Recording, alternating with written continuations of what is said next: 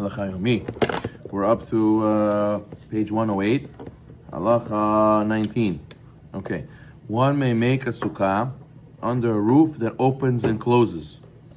Such a roof may be even closed and open during the Hag.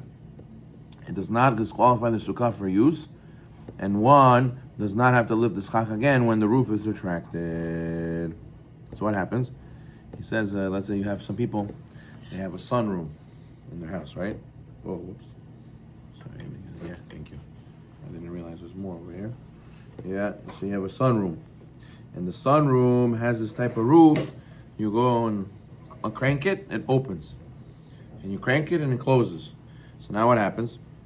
Now he wants to build a sukkah in that room by putting schach, and then he'll close the thing on top during the day, or when it's raining, whatever. And when he needs to use the sukkah, he'll open it, and then that way it's kasher, because it's not using a roof, it's using the schach. So over there he says it's kasher, such a sukkah is kasher, and you're allowed to even open and close it on the Hag. 20. If one recited the beracha when sitting in the sukkah and forgot to open the roof on top of the schach, one must recite another beracha. On the first night, and on the first night of Sukkot, one is obligated to eat another kazait. Okay, 21. Let's say you're in this type of sukkah where it's in the sunroom and it has a roof that you can open and close, and you opened it, you sat, it started raining. So now what? You want to close it. One who has a retractable roof on top of his sukkah may close the roof if it begins raining during the seudah. If the rain stops and one wants to continue eating in the sukkah, he may retract the roof and does not have to recite a new beracha on sitting in the sukkah. 22. If one's roof is resting on small wood slats, he may use the slats as schach, provided that the roof is removed. And then also there's enough space between the slats for water to enter, and he lifts the slats with the intention of using them for schach.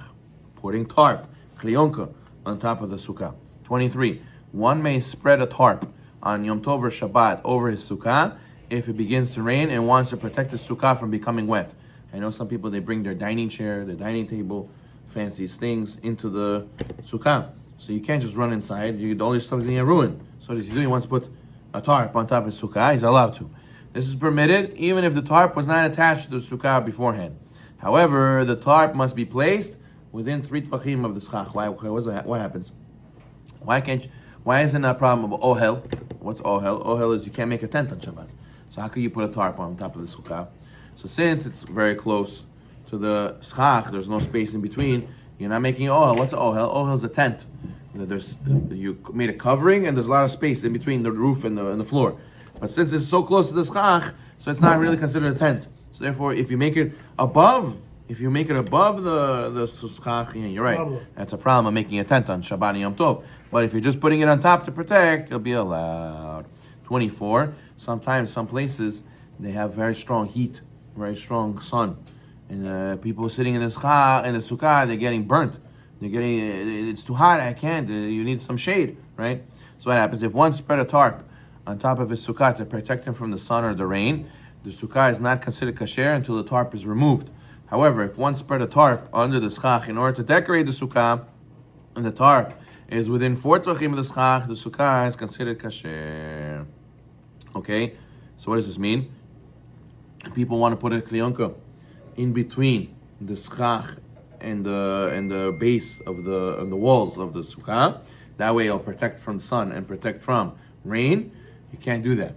But if he's putting it as a decoration, happens to be that it also protects from rain, also protects from sun, that's okay. But the main reason is because you really, honestly like it. You really enjoy the decoration. The person who's saying, yeah, for the decoration, yeah. He's just saying it because he wants to be able to protect himself from the rain, that Hashem knows your heart, and you can't trick him. 25. If one is sleeping under a bed in the sukkah, and the bed he's sleeping under is lower than 80 centimeters from the ground, 10 tefachim, it's considered you're still sleeping under the sukkah. So what happens? You have a bunch of guys sleeping in the sukkah, and one guy wants to sleep under the bed. Yeah? Or the guy says, I'm scared to sleep on the bed. It might rain. I'll go sleep under the bed.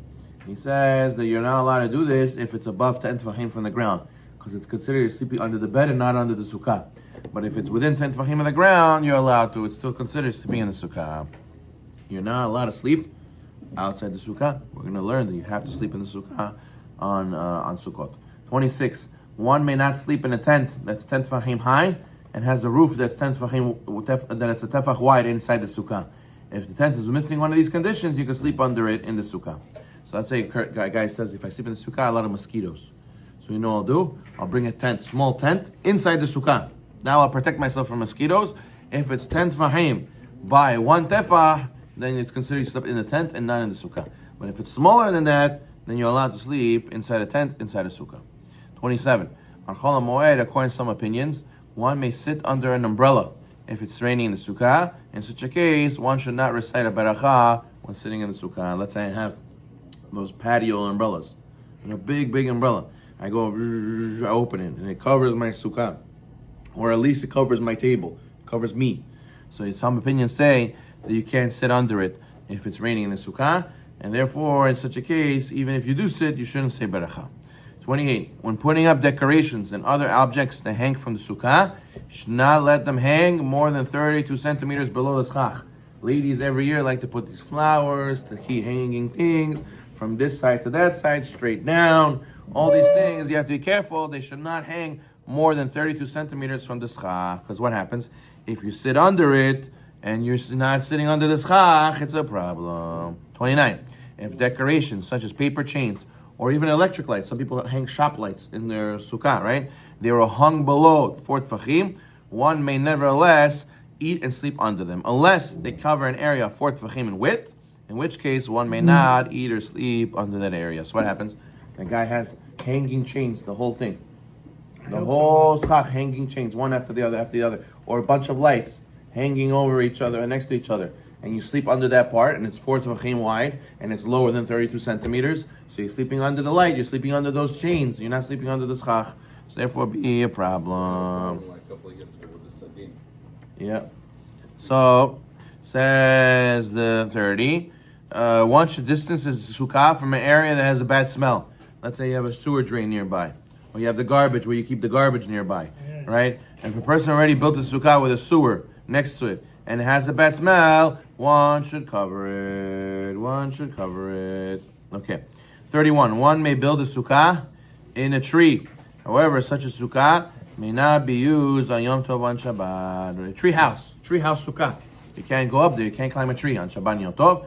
So if you could use it on Chol HaMoed, but you can't use it on the holiday. We'll stop over here. Baruch Adonai.